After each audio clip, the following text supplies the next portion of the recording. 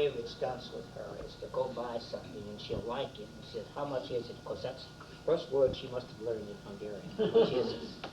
And I tell her, I inflate the figure 3 or 4 times, and she goes through the roof. Why did you spend that kind of money? And then I cut it in half or cut it by into thirds and tell her what it really is, and she's mollified, but she likes that. That's one of the beautiful things about it. You have that fun with it. Obviously, I want to thank all of you for coming. All of you came, some of you came from pretty long distances in a disrupted routine. But this is kind of a joint reunion and observation of a milestone in my life.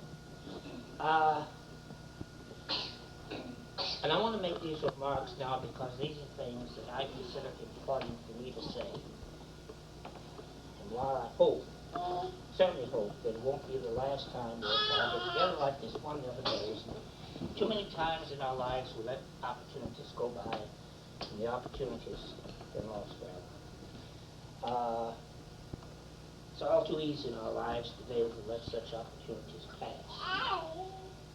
I want to start by saying that I consider myself very, very lucky to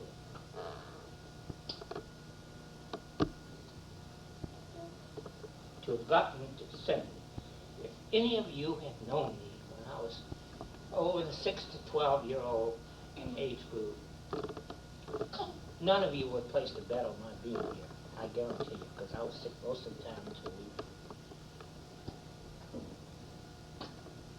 until we moved to Arizona, and so I'm going to treat this as a rather proud occasion. Again, I will try to keep the remark, but we are proud. You've done, I think, all 6 of you from both sides of the family, a tremendous job in your lives. And I say, all of you, you're in this way. You've done it on your own. Unfortunately, we could not send you through school, have you out free of debt, starting on your careers, but you've done it on your own, what you wanted to do, and I think that's one thing you're going to look back years and years to come and say, hey, we did it the right way. And now what I'm going to say is really off the wall, because I'm speaking very personally here and only for myself, and I'll take responsibility for everything I say. She's going to, I hope you won't shoot me.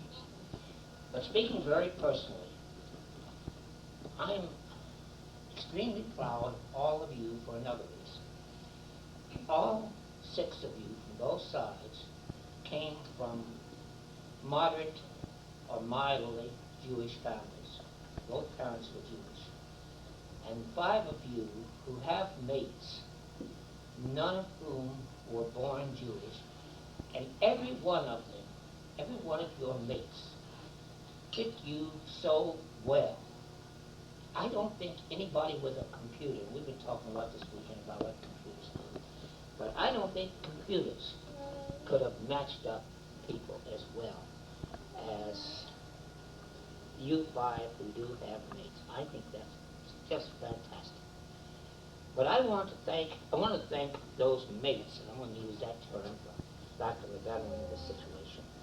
But I want to say thank you for what you've done for, sorry, troublemaker. Okay. You know that I'm a deal. For what you've done for our children collectively. But I want to thank you for something else that I think is far more important.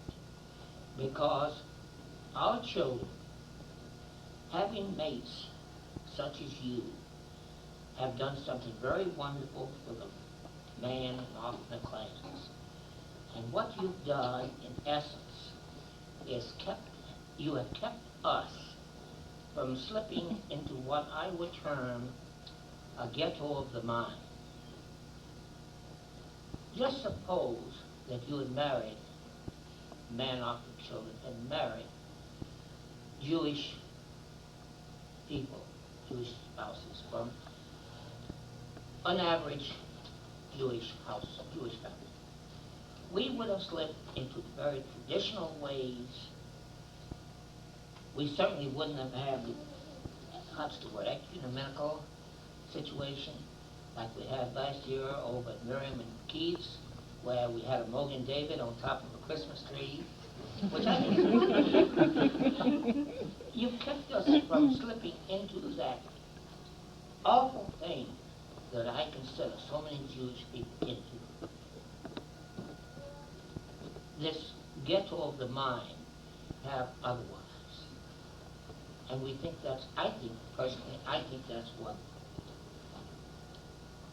I really do, I think that's great. And so I say thank you to Sharon, to Keith, to Jackie, to Gay, to Bruce, and I can only thank you for what you've done for us, and I can only say, Alan, I hope you do as well when someday when your time comes. I really do. Thank you, mates. The second thing I want to do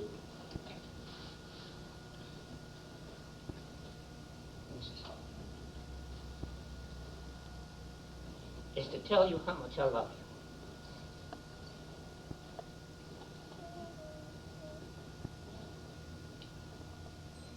I only hope,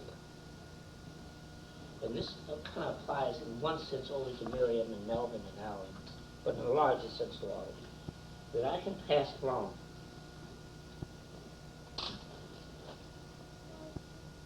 some of the great love that my parents passed along to me. To me, it's an obligation and a duty to pass along such love when you've had it yourself. And I love you for your weaknesses as well as your strengths, because by your weaknesses are you accounted human.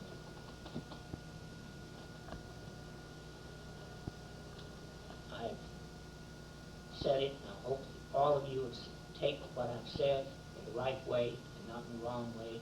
It's meant as a compliment to you, every one of you. And with the exception of one small piece of business, that pretty well sums up what I've said. That doesn't take the hour. It says how I feel about each and all of you. I say God bless all of you. And now for the business. Some months back, this is going to be easy. Some months back, when it appeared that this event was going to take place, I got the idea. I told you that I didn't want gifts. I meant that. I appreciate what you guys have done. Believe me, I do. It's thoughtful and wonderful. But I got the idea how nice it would be for me to get some little gift to each of you to remind you of this day. Well, I did some looking, and I soon came to the conclusion that any normal, intelligent person should have come to before he even started looking, was that such things impossible to find. So I did some more thinking about it, and I said, well, the obvious thing to do is to put them to work and let them find it. And because they could find what would suit them, what would make them happy and be permanent. And because I think those are the two criteria I was looking for in a gift for. Something that would perhaps remind you of this time as well as be permanent.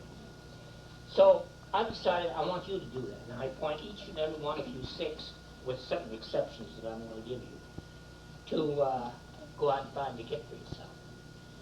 To help you do it and to ensure that you do, I'm going to give each of you a check to do this.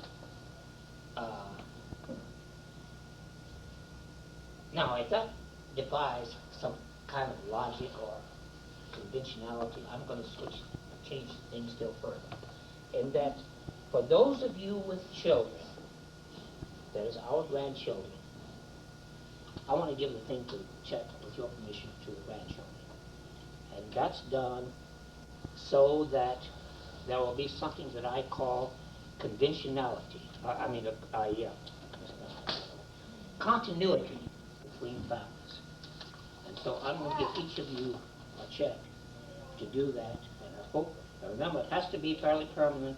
It should be fairly permanent, and it should be something that makes you happy. I'm going in reverse order of ages. Alan and Aaron, and would you take care of this for him?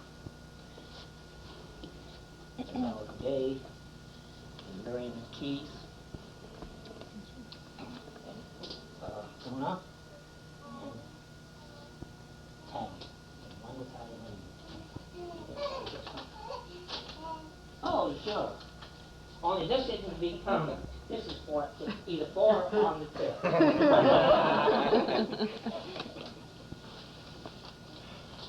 That's it. Wow.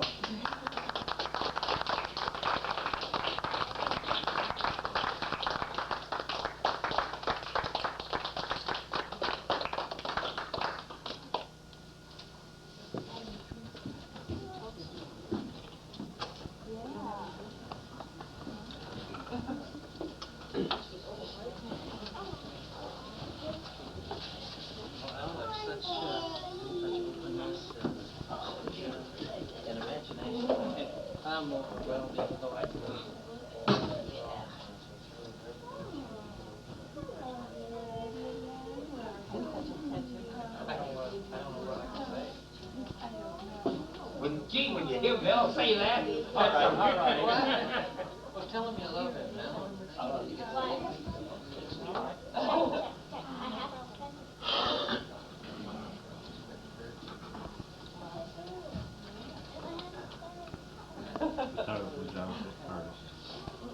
You're mine too. Come on, boy, you're mine too.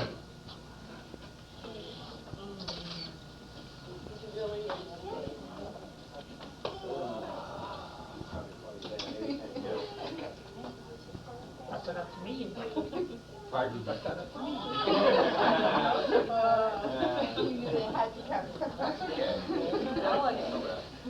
Oh, yeah, you. Oh, squeeze. Oh, my little guy. My little guy. Yeah. Oh, you're so beautiful. Yeah.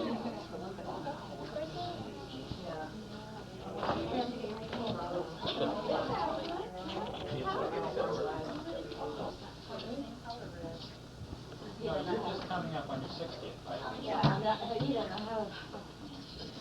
Rejection, such an early age.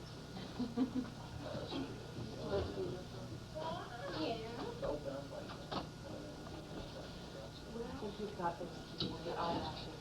You got something for us. Woo! That is nice.